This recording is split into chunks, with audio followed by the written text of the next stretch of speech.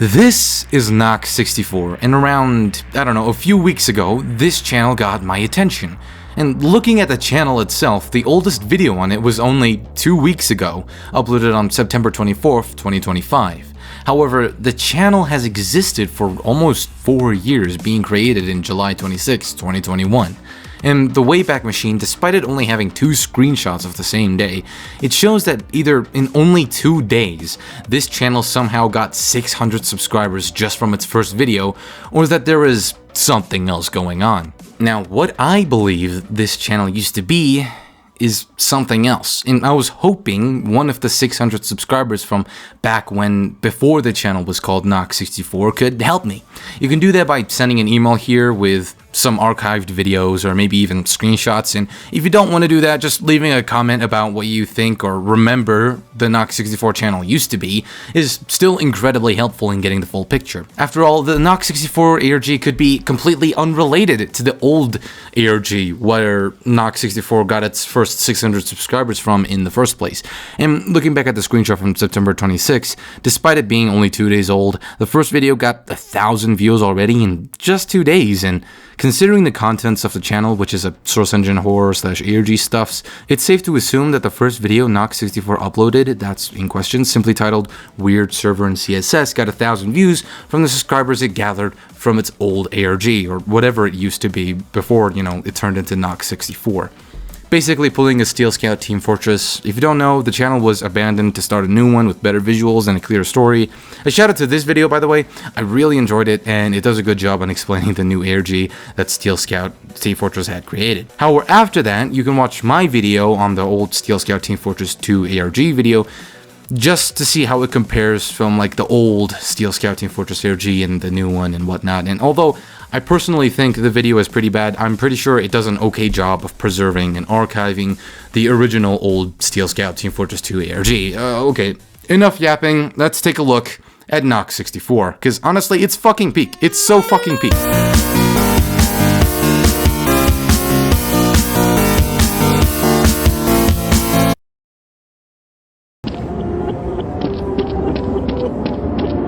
On episode 1, we get introduced to RS, somebody who recently stumbled upon a forum thread talking about Counter-Strike Source's distributor servers on a site called Lifeforum.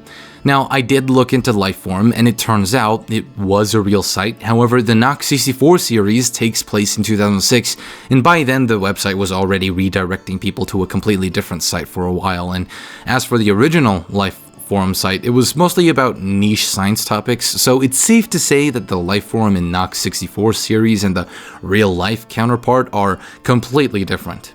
Aside from the fact that, both of them were forum sites. Now, looking back at the video, the thread mentioned by RS was deleted, but for what? From what we know, all it was doing was talking about some servers on CS Source. So, for what reason did the thread get deleted for? Aside from that, though, RS manages to find a distributor server online. It's empty, and it's just a modified version of the map Train that was changed to make it Snoway, and the video itself is unnerving. When I was watching, I was intrigued since for the first time in a while, it was kind of realistic. RS was moving slowly, analyzing everything, finding a corpse in a room, shooting the glass, trying to find anything of value. It was a little anxiety-producing because of how slow RS was moving, but it did its job. It made me curious about Knox 64, and honestly, I just binge-watched the entire series like 3 times already. And, a lot more since then because, I have to research and make this video. It really gave me Interloper vibes, if I'm being honest. And of course, 1,000 likes and I'll make an Interloper video. But anyway, other than that, RS goes toward these stairs and his game crashes. After which RS asks for people's help investigating these distributor servers. Now, let's take a look at the description. We find out the date, which, as I said before, takes place in 2006. However, at the bottom of the description, we see not much else is known about RS at the present. I mean, whoever is running the Knox 64 channel is trying to find out what happened to RS, just like us. Trying to figure out what the distributor servers was, just like us. And after all, the description is, it's titled Archive of the Lifeform, Lifeform Archive and re-upload and stuff, so, we know that. Anyway, looking at the comments, right? Thanks to Rai, with the Hornet profile picture, we find out RS only spawned in with only one magazine, which we find out was removed in CS Source, so why did RS spawn with only one magazine? Maybe it was a plugin since the maps are custom made, probably by mappers at the time. Right now, though, we don't have that much information to speculate what any of this all means. All we need to know, want to know, is finding out what these distributor servers are, and that already is making me hard. I mean, it makes me want to theorize. Yeah, like MatPat. I'm going to be MatPat, like with the theorizing. Yeah, it makes me want to theorize. Yeah.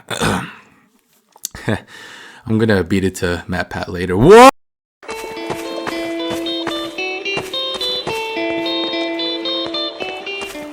The second episode starts with RS showing us a few emails he received after posting the first episode. The first email theorizes that distributor is just a name for a server hoster, and that does make sense.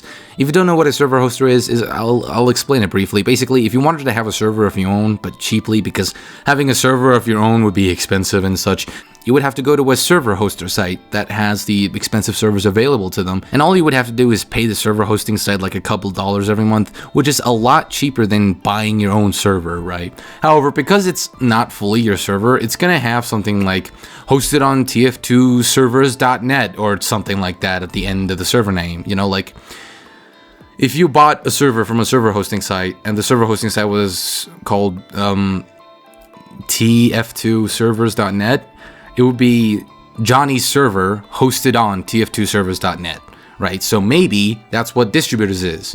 It's like people buying servers from distributor, and it's like hosted on distributor or something like that. And that's what the first email is theorizing, that distributor is the name of a server hosting site, and all these distributor servers on the community tab of CS Source are just people paying for a server, but without the ability to change the server name. And, the weird thing is, the servers are empty though, right? I mean, sure, the theory itself, now that sounds perfect. However, RS tells us that he couldn't really confirm anything, meaning he couldn't find a website called Distributor or whatever, which means RS was looking for a server hosting site called Distributor, but couldn't find anything, or just as RS said, confirm anything. So moving on, as for the second email, we find out that somebody saw something similar in CS 1.6, meaning that distributor servers are in other games as well, with the same slightly modified maps, most likely. However, the third email RS receives is from a strange person named USD, warning that whatever RS is investigating is not friendly, and when RS tried to find out more, USD stopped responding. Looking at the video itself, despite the map being named Beach House thanks to Hank J. Wimbledon, we now know that this is a slightly modified version of the map CS Bikini. And thanks to this other comment, we see something behind the text. However, it is literally just lighting since RS looks at it and doesn't react at all. Especially if we look at it from this angle here, it literally shows that there isn't anything there other than, sunlight peeking into that room. Other than that, again, not much else is known about RS at present.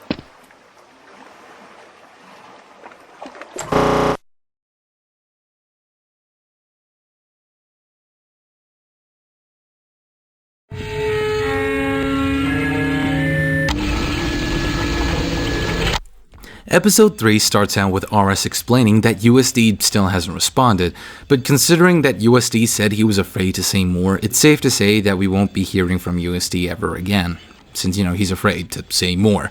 But moving on, we find an email from MK who theorizes that the distributor servers are Valve's testing servers, which might explain the modified maps. Maybe Valve was trying to implement seasonal map updates, which would be pretty cool addition. I mean, in real life, right? CS2 has nighttime ancient and daytime. I mean, ancient was day and then now it's like nighttime, and it's pretty cool. Maybe it's like an early version of that, except for CS Source. Anyway, after that though, right? There weren't any more interesting emails, so RS continues on with the investigation, and again, there are no players to be found.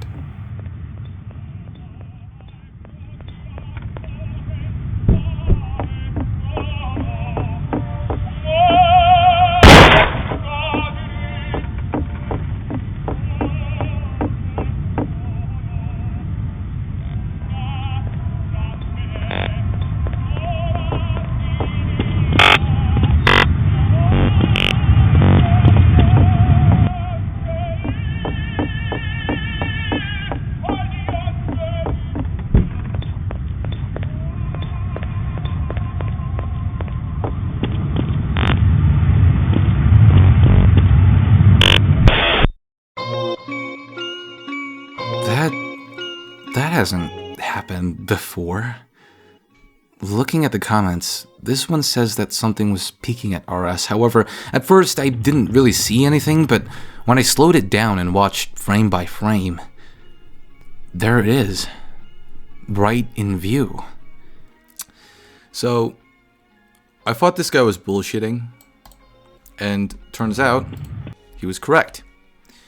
Now, I don't know if you can see it, but look, 1, 2, pops out. There he is. It's very dark. And then it goes away. It's fully visible. And then it's out there, like halfway. And then it's gone. Halfway, full. Look. Whoa. Whoa. Thank you, Banana Lover. Special shout out to Banana Lover. Sincerely from 10 p.m. Durkee. If it wasn't for this comment, I totally would have missed this. Now, aside from whatever was peeking at RS here, and of course, the G-Man model walking around, let me just glaze the series, okay? Because I would consider this to be the best episode in the entire Distributor series, because of the way the guy who plays RS is just so convincing. Like, he looks around trying to keep track of stuff and looking at things and keeping stuff in, you know, he's analyzing and shit, like, basically. And I think that's realistic depending on what the guy is doing. Yeah, that's what I would have done if I was in RS's place investigating these strange distributor servers. And again, the ambience of CS Source with the noise of constant wind is just unnerving, and combine it with the singing from the radio, and it's just playing any CS Source map alone will always feel weird. When you're playing multiplayer games, your mind completely filters out the background noise, so when there isn't gunshots and loud explosions happening all around you, all you can hear is the wind. It's something you've never heard before, because when you're playing, you completely ignore it. Even in the start of the game, you'll hear it for a brief few seconds, and then it's immediately bombarded with the sounds of your teammates' footsteps. But when you're playing alone, it's just that that's all you hear. You start to hear your own footsteps, you hear the wind, you hear the ambience of it all, and it's just creepy because it's not what you're used to. This is a multiplayer game, so if you take out the multiplayer part of the multiplayer game, then it's just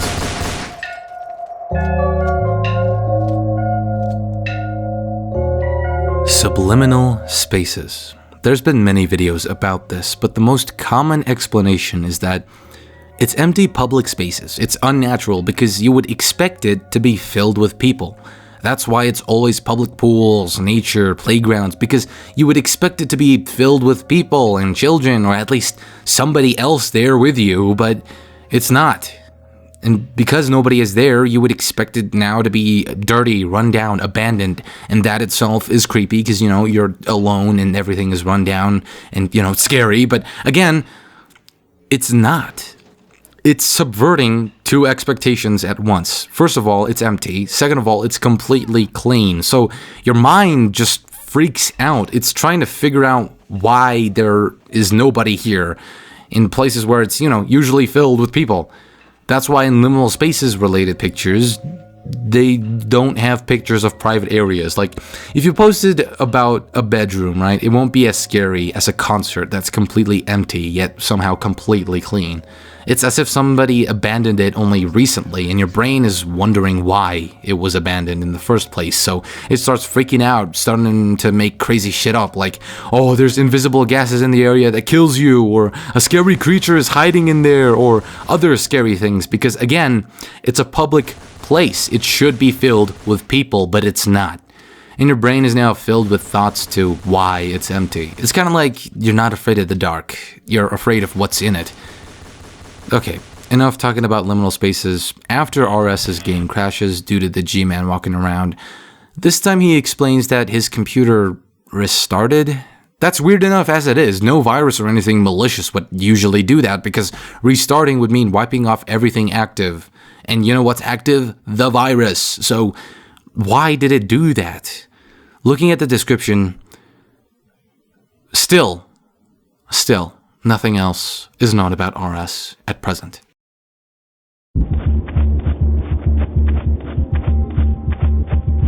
The episode starts off with RS saying that he hasn't taken a look at any other servers since the Night Italy server, and for good reason. He believes that something is going on with his computer, but nothing's wrong. He doesn't give any evidence to what he might suspect is going on with his computer, but still, anybody after experiencing Night Italy would be kind of anxious about everything. I mean, his PC restarted after all. That's creepy. And USD still hasn't responded. However, RS now tells us that the original post about the distributor servers got deleted as well.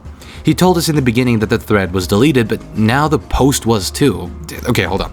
Let me put it in a language you can understand. Basically, the post is the YouTube video, and the thread is the comment section. Originally, the replies and comments were deleted, but now the original post, heck, even the creator of the post, were both banned. Not even the admins could do anything about it.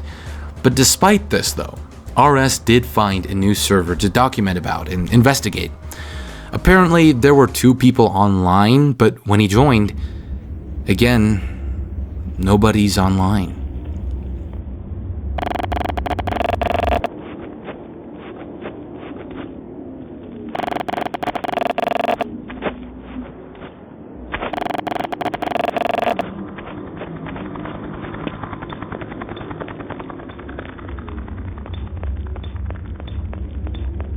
This time, when he encountered the gman model again, we get a good look at it, but his game didn't crash, so when he explored a bit more,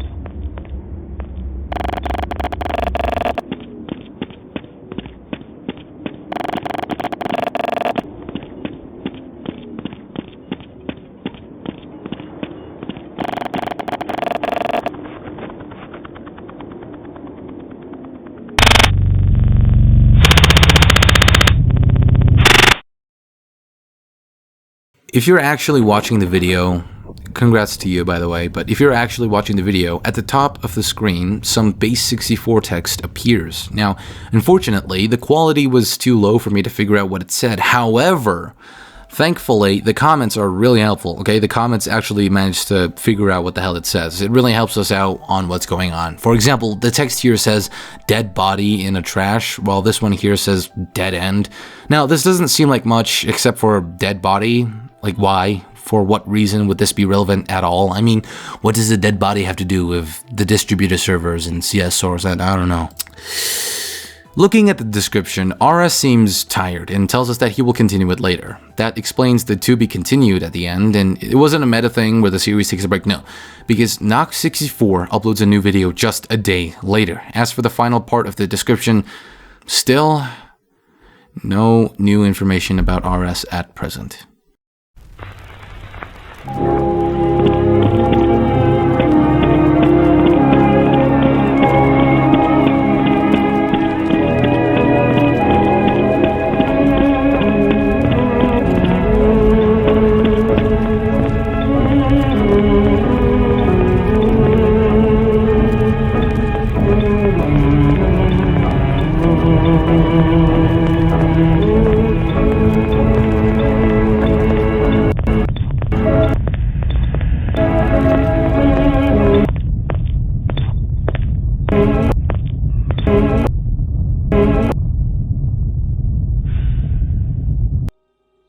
Looking at the bottom of the screen, this is episode A, and we find out why it's titled A, because if we look at the description of the video, this was never uploaded, so somehow Knox64 has access to unreleased videos from RS's computer. Maybe Knox64 bought a hard drive and all these videos were on it or something. The rest of the description reveals to us that RS thinks that his copy of CS Source is modified, but looking back at the comments of the first few videos, the HUD we see wasn't even released back in 2006. So whatever RS is using to play on these servers, it could be true. RS was using an early leaked version of CS Source or something like that. I'm just saying this because, like, fuck you. Suspension of disbelief, man. But right, this could serve as a lore explanation of the reason why the 2009 or 2010, whichever one was, like why the 2010 HUD is showing back all the way back in 2006, because RS here has a leaked version of CS Source. Like, How did he get this version? I don't know. Probably by pirating or something like that. But whatever. That's about it for the description, though. The video itself, though.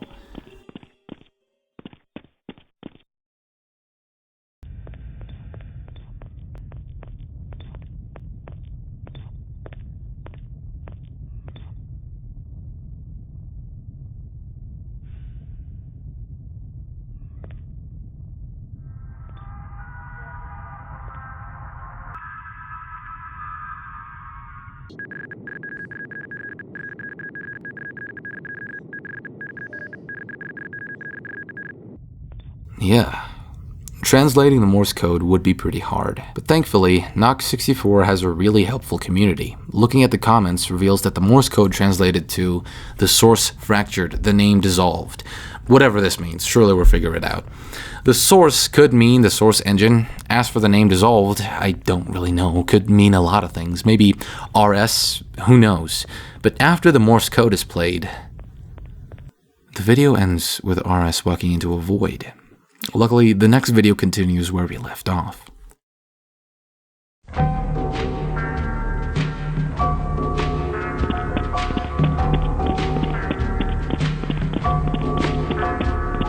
Episode B starts where we ended on episode A, walking into a void. However, RS suddenly spots something, a light, after which he finds a hall, and this happens.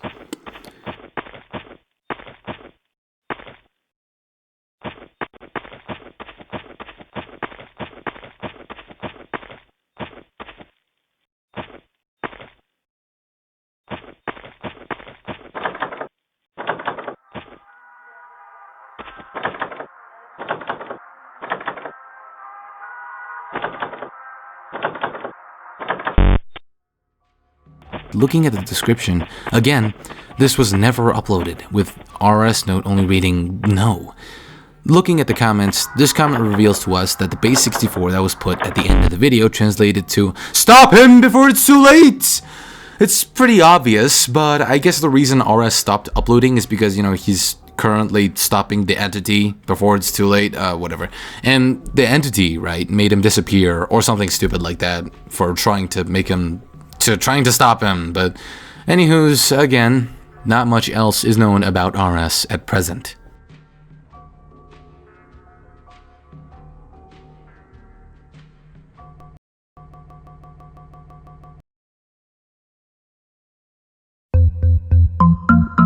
Episode C is the shortest in the series, and if we are to assume that all the lettered episodes take place one after the other, then the Hall entity in episode B teleported RS to wherever this place is, and it's only a minute long, so I'll just play it all here.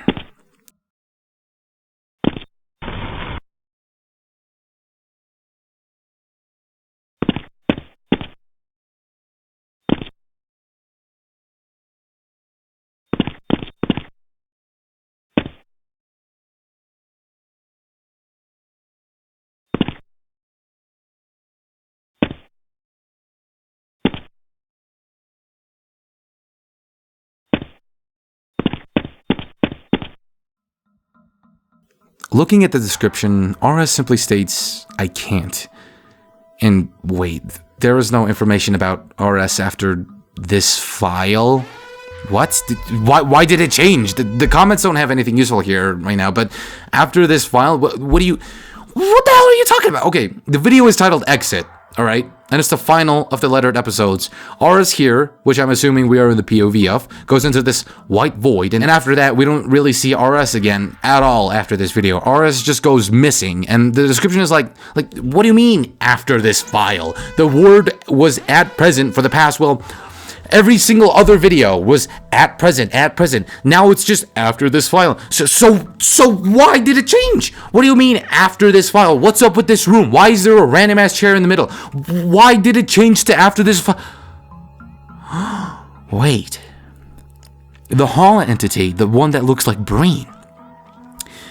If it really does go after one after the other, right? It's continuous, a linear timeline. Then the Hall entity teleported RS to the place where it has the white void. It has the fucking Like, the Hall entity is helping RS. The Hall entity helped RS by teleporting him to this room that has the white void, and the video is literally titled Exit. It's literally titled Exit, and I'm guessing that's what the white void is. The fucking Hall entity teleported RS to the exit. Holy shit.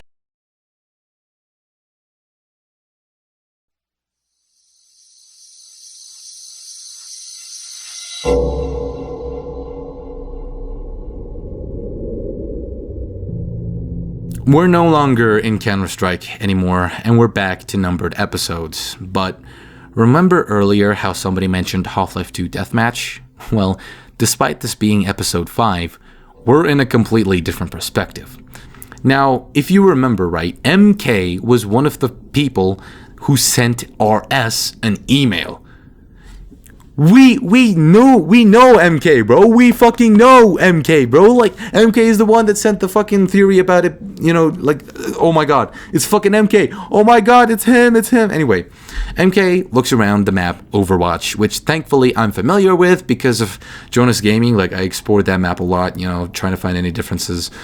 I wasted a lot of time there, but he finds this strange door, right? That isn't really supposed to be there because, like, you know, it's just in the middle of nowhere. And for some reason, it's blocked.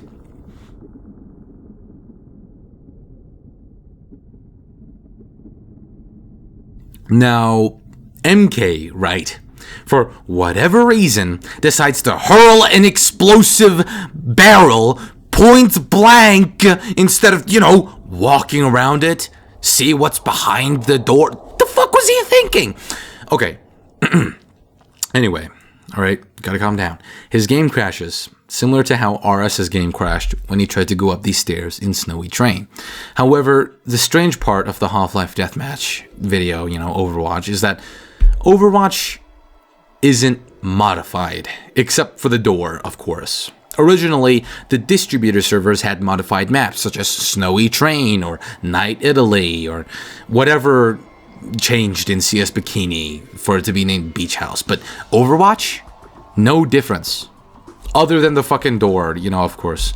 I mean, okay, CS Bikini, right? I'm not really familiar with the map, but considering that his game also crashes when trying to enter the fucking room, this shed, whatever it is, means that, you know, it's at least modified in a way. Half-Life 2 Deathmatch is completely different. Instead of having the fucking game crash, there's just a strange door placed in the middle of nowhere for some reason, and it's locked. Anyway, looking at the comments though, this one is just not true. Even if the font did change, it's still speaking as if it's from MK's perspective anyway, so it really doesn't mean anything. As for the description, it doesn't say anything about RS at present anymore, but it does feature MK's note of asking people to contact him about any information about Distributor. Now, it's possible that USD might send MK an email now because RS already got an email about it when he started investigating the distributor servers, but MK didn't because, you know, MK is somebody else. So MK could theoretically get a slightly better response from USD in the future since RS clearly didn't follow USD's warning. So USD might send an email to MK with a better explanation rather than just another warning. So MK could, you know, heed USD's warning. And, you know, USD might explain it better. You know, it's like, oh, there's something in the fucking servers and your computer's gonna get hacked. Like, if somebody tells you not to do something and doesn't explain why, right? You're just gonna do it, right? You don't know the fucking consequences. But USD, right? He might realize his mistake of just telling RS not to do it. But instead, you know, he's going to explain to MK why he shouldn't do it, you know. Now MK is going to know why. In the near future. I mean, that's about it for episode 5, though. That's just a theory.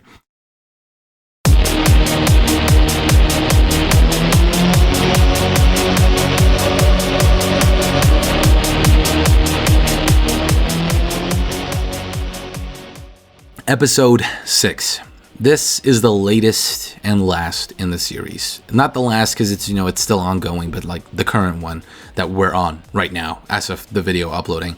And Knox 64 has now taken the longest break yet, since it's been 7 days since he last uploaded, which is of course, episode 6, the one we're watching right now. Notably, it's now of much higher quality, with it being 360p instead of 240p, and now we can see the bottom text that signals the episode of Distributor a lot better now. But this video is also the longest in the series, so let's go through it.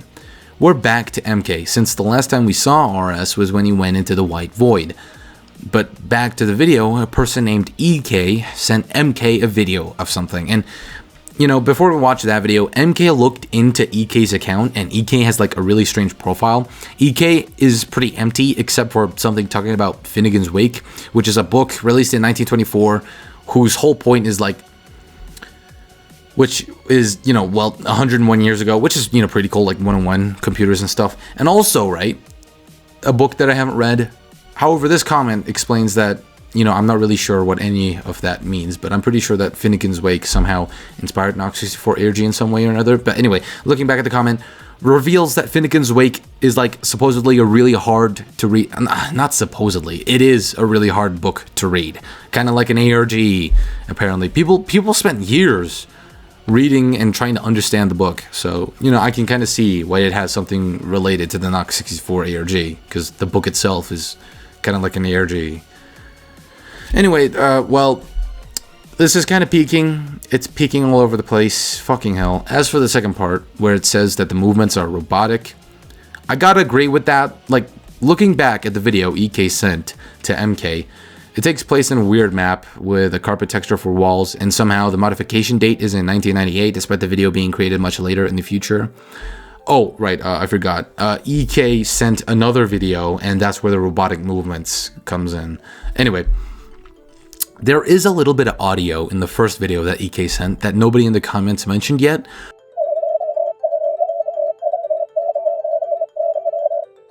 But turning it into a spectrogram reveals "Wake before the dream ends," which kind of makes no sense. Waking up usually happens when the dream ends, so that makes no sense. However, I've been thinking, right? Lucid dreaming is kind of like that. You realize you're in a dream and you can suddenly control it. It's only happened to me once before, but it's really realistic. But anyway, back to the point. Apparently, right, EK, whilst MK was making the video, suddenly sent another message to MK, and there's binary in it for some reason, and the binary translates to "he sees you, MK ... Now, thanks to this comment for translating that, but you get middle finger that say fuck you.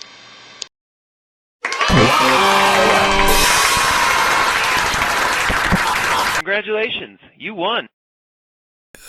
Whatever. Attached on this message, right, is another video. That's the video with the robotic movements. In this video, right, the movements are weird and robotic, like I said before, and we hear the sound of a door closing. And there's a freeze frame of a link, which MK goes to, and again, it reveals a terminal. Most of it's hard to read, but there's this entity report, and at the bottom, the test is not the room is not the test, it's very cryptic stuff. But whatever is happening here, right, I've got a pretty neat theory for. Also, I forgot to mention the page of a terminal where the conversation between E and A happened. Yeah, I was supposed to. That's the first terminal that showed up. God, I'm losing track. There's this fucking one comment on my channel. He's like, "Wow, so archivist core," and fuck it, I'm gonna lean into that. I'm archivist core now. Fuck you. Anyway. It's talking about some system that altered itself to no longer need users, and E and A can't log out anymore, and going back to the other terminal, entity report, systems and such, a lot of complicated stuff like that MK doesn't seem to understand, and he asks the fucking forum goers, which in this case, the viewers, because we're watching the video. I mean, we can't even do anything about it, it's already happened, because it's an archival. The description, whether it has it or not, still gives us the point that not much else is known about RS at present.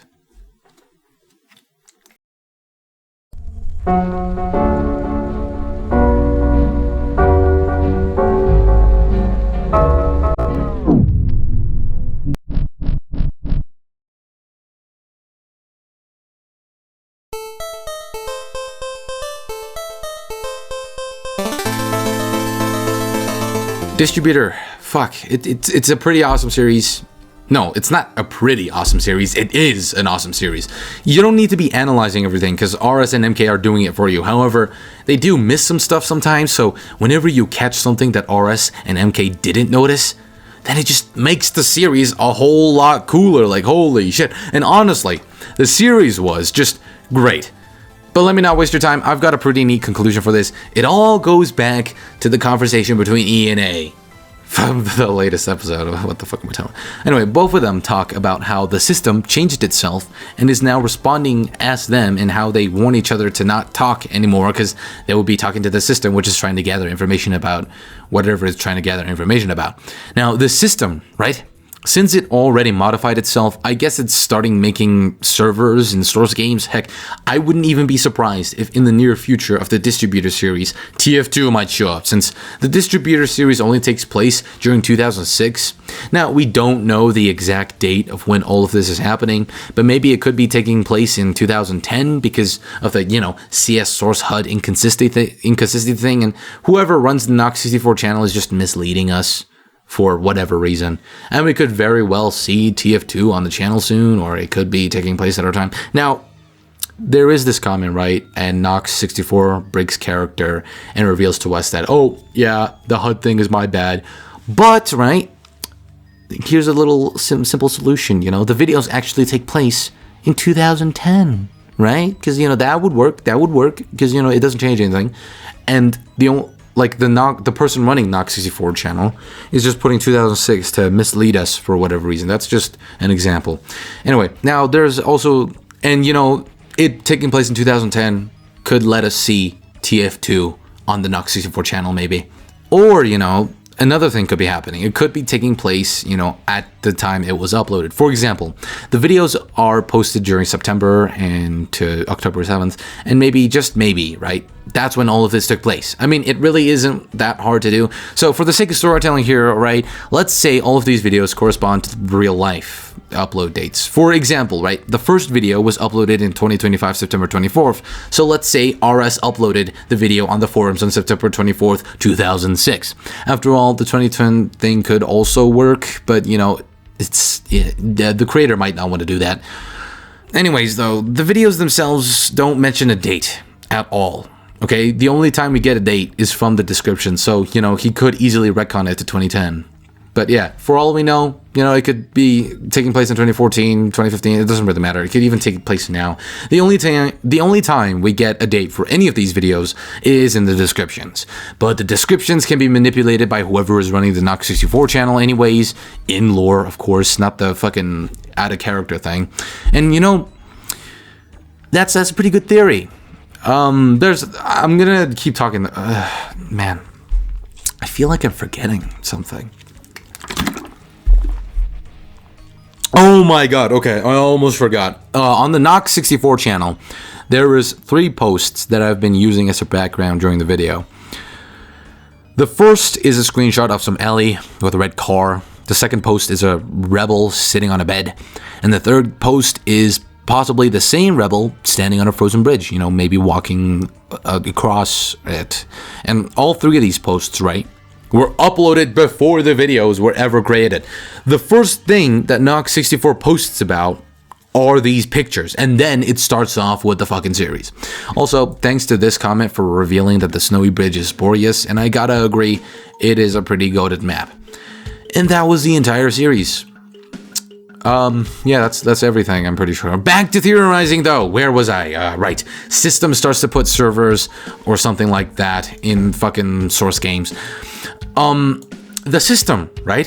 What if the purpose of the system is to test entities by putting them into rooms, or heck, maybe even create entities, right? Because Investigation 2, right? The robotic movements could be an early version of an entity that will soon be put into a distributor server. And wait a minute. What if these distributor servers are like prisons, they're keeping the entities in the servers? Or maybe it's like life support, it's the servers are keeping the entities alive.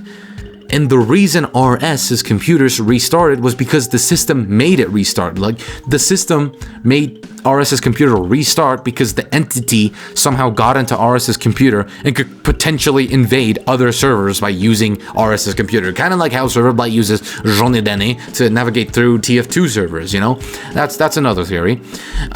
Whatever the system is, right? It's made to contain or control or create powerful entities in source games. I mean, this is a pretty peak idea. I mean, most other ARGs are like, you know, they don't explain the entity at all. It's just a horror element.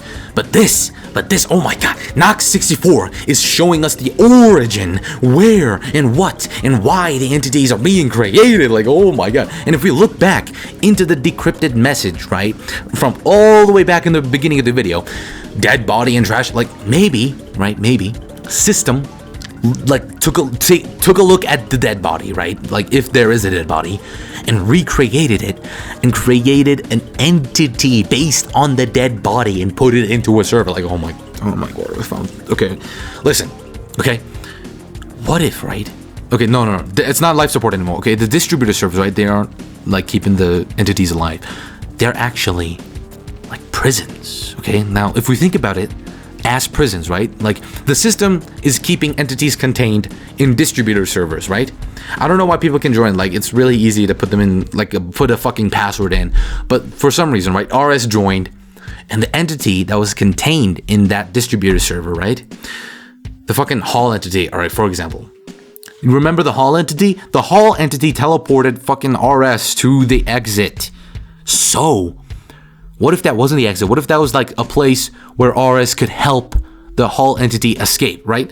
So if we think about the distributor servers as prisons, the Hall entity is contained in a distributor server. And so, Knox 64, RS, right? RS joins that server with the Hall entity contained inside, and the Hall entity sees this, right? The Hall entity sees this, and he captures RS and puts him in a place where, like, he teleports him to this fucking room with the white void, right? Maybe there's a chair there because the fucking Hall entity just keeps staring at the white void because he can't enter the white void, right? So the Hall entity sees that RS joined the server, and so he brings RS and teleports him to the void because the entity itself cannot leave, right? I mean, the video is titled Exit. Let's just say it's the exit, right? The entity cannot leave the server, right? So it can't. It's just stuck there. It's an invisible wall. But RS isn't an entity. It's a player.